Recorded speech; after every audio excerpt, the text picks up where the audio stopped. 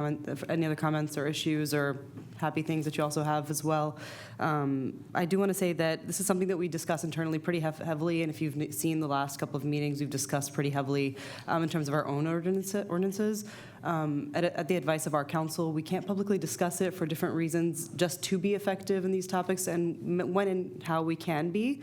We're happy to discuss it personally with you if you'd like to chat with us, but our council has because we're in active conversations, it makes more sense for us to discuss internally, and then we will be announcing things as things come along.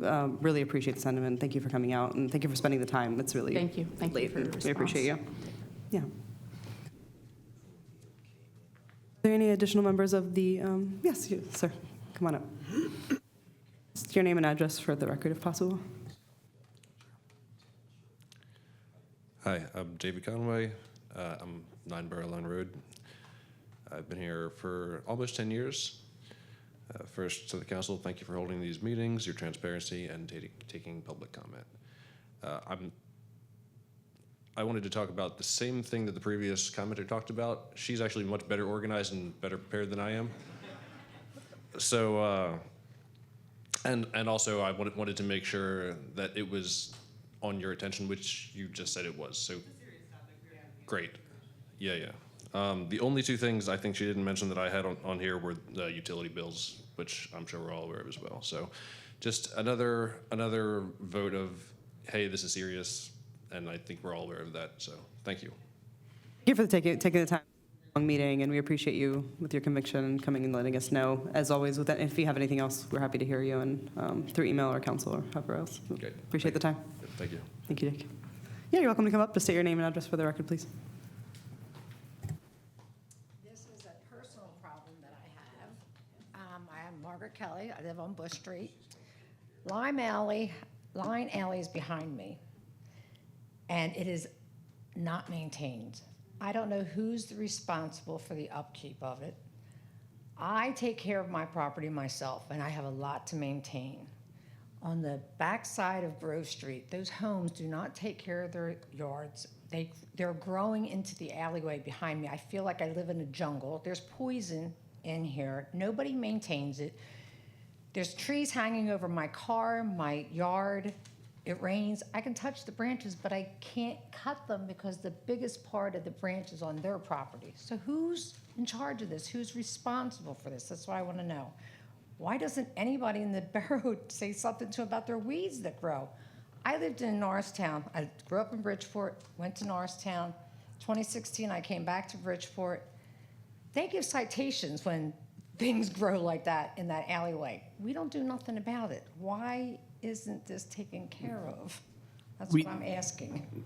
Thank you for your message, Ms. Kelly. And I think you and I have spoken via email in the past. I called last year. And yes, specifically, I remember the tree conversation. Trash trucks hit it. They hit a branch and it was hanging in the middle of the alleyway. We do. What I can say, I can't speak to any specific property. I can say that we do ticket and cite them. Ultimately, the goal is not to hit people in their wallets, but sometimes that's the only thing we can do to get people to comply.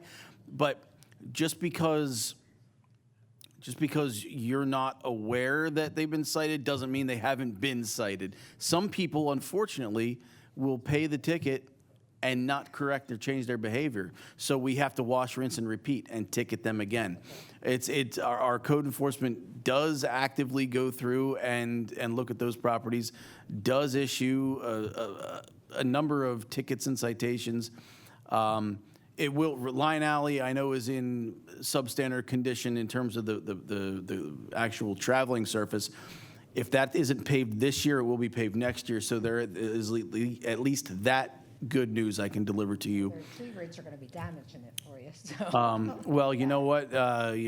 Maybe the road grader will come through and just take that darn branch out altogether. But all kidding aside, it is something that we do actively monitor, and we issue tickets and cite, whether it's the $25 tickets that we can issue ourselves or the citations we issue and send to district court. We do actively monitor the properties. No, that's not the latest. The same house had a camper camper parked in the alleyway behind my house for a little bit. And then he had it parked up the grass easement, the 7th Street Hill, working on it, and had a car at the end blocking the alleyway. Now, there's apartments down the street. Like, I don't know who lives there. You're going to have to figure that out, but I'll tell you. That's I'm fine. going to start calling you every time this happens. Yeah, that was the second part of my message to you. I don't, we have two professionals in our code enforcement department. Their time is split between either A, performing building permit inspections or the annual rental inspections. We have a lot of rentals in town. And what time isn't spent on that is dedicated to proactively going out and looking for code enforcement issues. I'm not saying that we catch everything the day it happens or the week it happens. And I welcome people to be a bee in my bonnet or a pain in my neck to notify me if and when there's a problem. In fact, you may have quicker results doing it that way. Okay. My grandparents have been in this borough since the 20s. They built that house. And what this lady, I'm a Kelly also by marriage. I do believe what Upper Merion is trying to do to my family. I have kids that live in, they're raising kids in this township. And Upper Merion is a great school district. It's a great town. Bridgeport's a great town. Something has to be done about these big industries trying to get in here. But thank you for hearing me. And I will keep in touch with you. Thank you. Thank you, Ms. Kelly. Every time I see them more. All right. Yeah, thank you for that comment. I want to say that me and my kids actively go down Line Alley, and there's a ton of nails, and we pick them up, and it's it's fun for the kids to pick up, but not fun for everyone to drive down. So I will say that when I'm walking around and others, when we see things, we also reach out to Keith, and they try their best to get quickly. So there's only a couple of us, but the whole town is really useful to have people reaching back and forth out. Well, yeah, I think just keep reaching out to us and discussing with us, and we're happy to work with you. Keith is fantastic.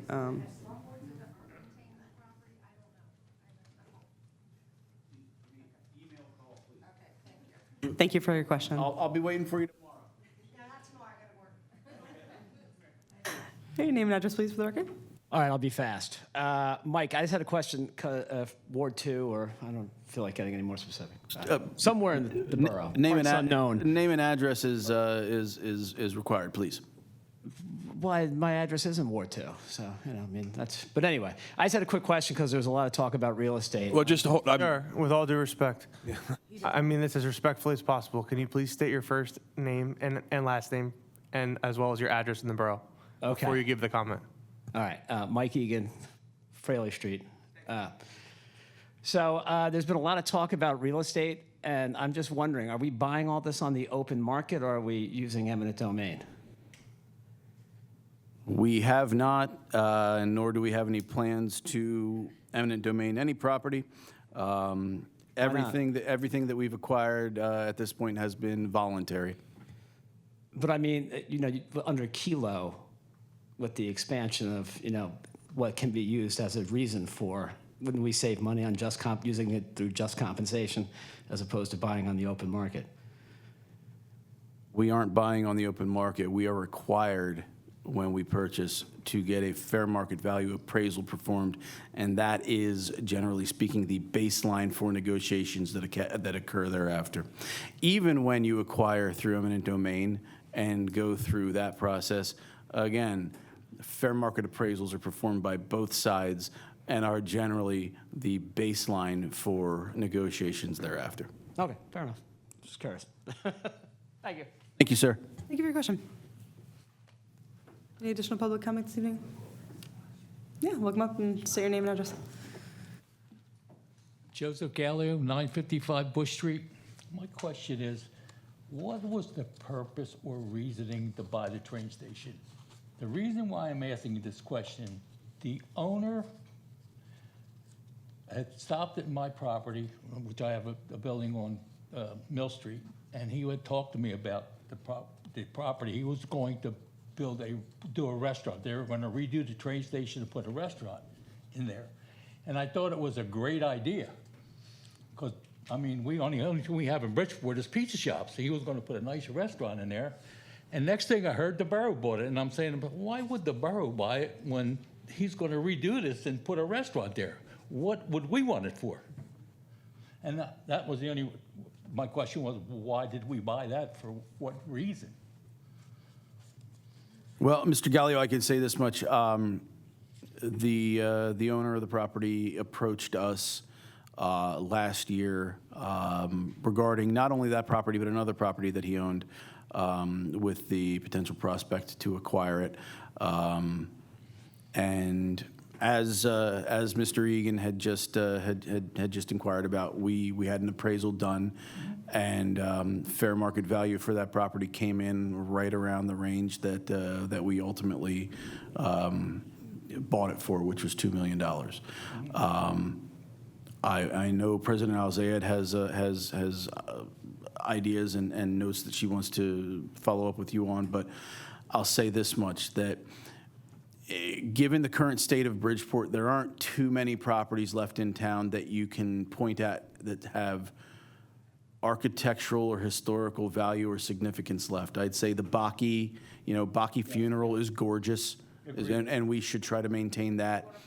And at the very least, the facade or the shell of that old Bridgeport train station, given the number of presidents that have stumped there over the years.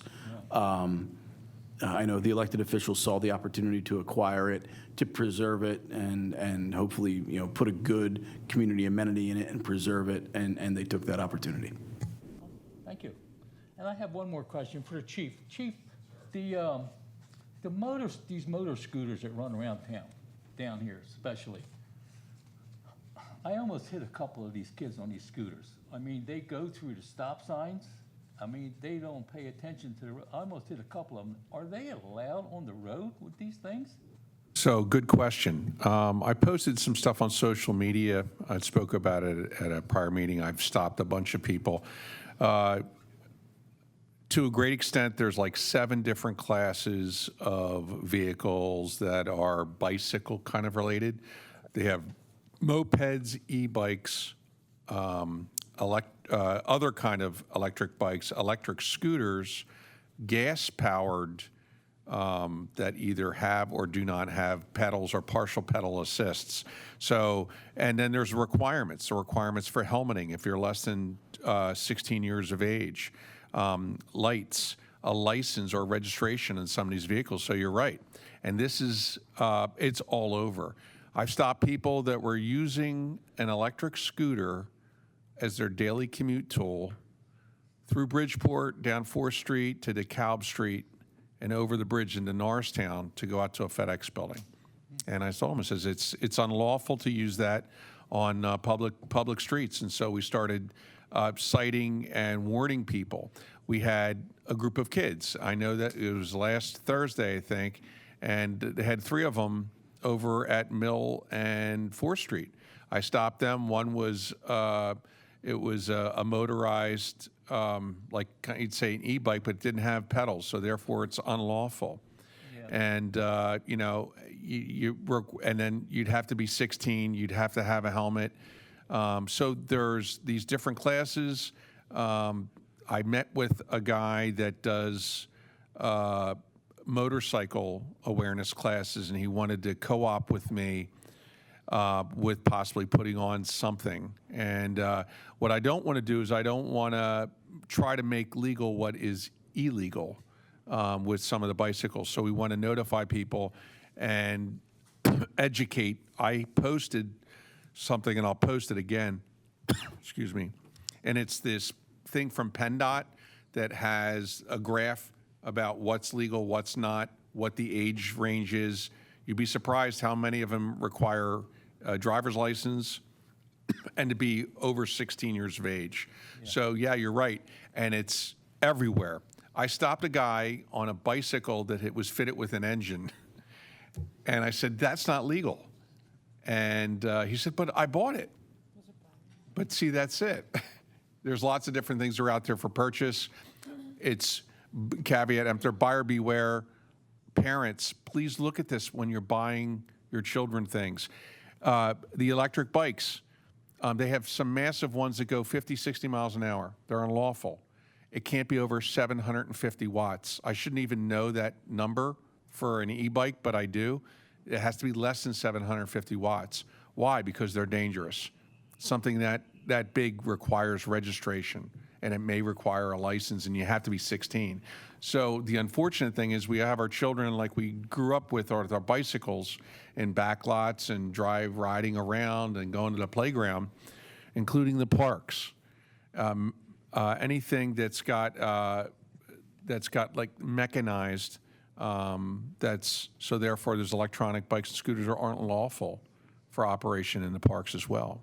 So this is the crux. There's a lot of people, they don't know the law, they're making purchases, and they're allowing themselves and or children to violate these things, and they're putting themselves in jeopardy. So in between stopping every sort of vehicle commerce in Bridgeport, I would just ask the parents to get engaged. And if you're going to have children, you're going to get kid stuff, that's fine. But don't have them riding all over Bridgeport necessarily on something, a bicycle, sure. But learn a law and be careful. The electric scooters are not, they're not legal on the borough roads at all. I know that's a lengthy discussion or description, but it is very complicated. I looked at the graph and what you can break down the difference between a couple of those things. I don't know how you get to, but You know, Yeah. the reason why I know, we're building a commercial building on 3rd Street, and like during the day, when the kids are in school, there's not much action, but after school, like 2:30, 3 o'clock, they're like up and down 3rd Street, up the one way, around the corners, they're like crazy with these things. And I just wanted to bring to somebody's attention before somebody's gonna get hurt. They are. It's the nature of these transit type of vehicles and the speed, safety precautions. So that's why we can stop sight. I had that one electric bike that looked like a regular motorcycle, and I asked them. I said, "Look, you need to get your parents. They need to come down here in a pickup truck, and that's got to go that way. You're not riding it back." So those messages get sent out and signals get sent out. So call when it's going on. I'll put out the thing for the PennDOT form so you can see for yourself what's lawful or not. And then please engage with our fellow parents to make it safer for whatever our children are going to use and where they're going to use it. Thanks, Chief, thank everybody. Yeah, thank you for your questions. Appreciate your time, for spending the time with us tonight. It's quite a lengthy meeting. I was saying thank you for spending the time with us tonight. It's quite a lengthy meeting. I just want to make a quick comment, too, about your first question. You're welcome to sit if you'd like.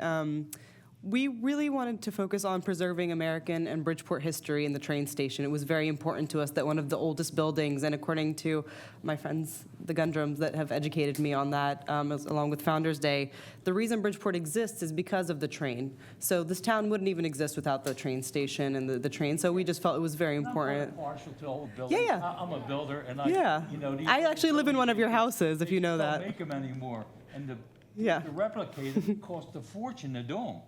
Yes. And I can understand the preserver, yes, it would help. So, and the idea of the restaurant, we can't obviously commit to anything, but we have Ms. Gamble on the board with us now, and she is an architect, and she's building the Norristown Library amongst a bunch of million other things. And because of the creatives that we also have, including business owners and the council in general, we are looking to do something along the lines of a restaurant, a Reading terminal, an open space. We have lots of great ideas. We're definitely welcoming the borough to join us in these ideas once we kick that project off. But it's going to be a beautiful space that you're also going to enjoy and hopefully eat some good food out. Along with that, we'd like to start to become an incubator for local small businesses. So we're not looking for the Starbuckses of the world to come into town. We're looking for low rent, along the lines of allowing smaller businesses to enter our town and thrive within our town and grow beyond our town and then maybe open their own space larger. So we're really looking to make this something really special and definitely excited for local builders to give us their ideas, because I was saying I live in one of your houses and we love living there. So I'm sure you have plenty of other ideas to share with us when the time Is your comes. house good? We love we love our house. We're never moving. That's great, that's great. Yeah. So thank you for everything you've done for Bridgeport. But yeah, so any.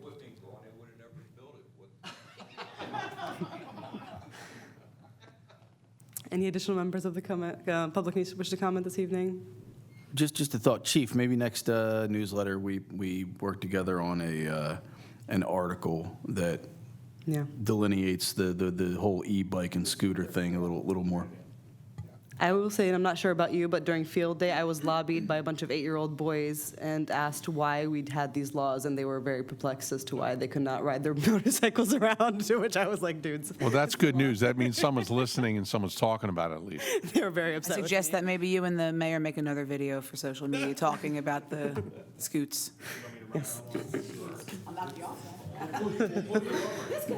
I mean, the chief has put me in a jail cell in the version of a ghost. I'm sure the mayor can be next.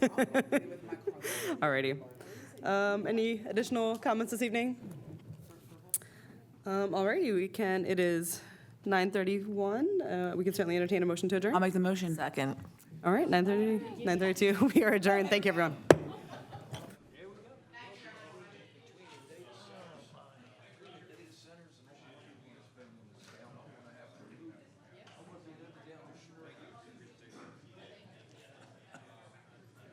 What's up, Cop?